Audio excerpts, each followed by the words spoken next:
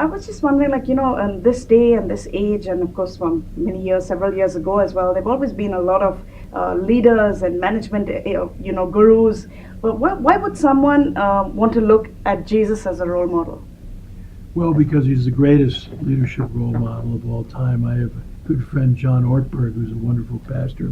We were doing a session all the way across our country. We both live in California. And I said, John, why would you come here to tell people that Jesus is the greatest leadership role model of all time? And he's a great storyteller.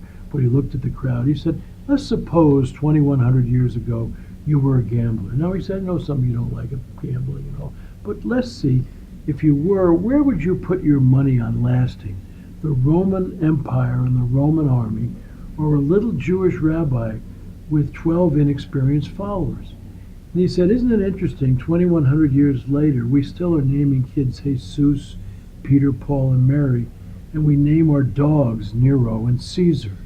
He said, I rest my case, because here, 2,100 years later, we're still talking about Jesus. We're still talking about the impact he made with these 12 followers who then were multiplied into others. And the important thing about leadership isn't what happens when you're there, it's what happens when you're not there. Because you can always get people to do what you want them when you're over there and you're over them and all. As a parent, you can get your kids to obey you when you're over them. The big question I have is, what are they going to do when you're not around?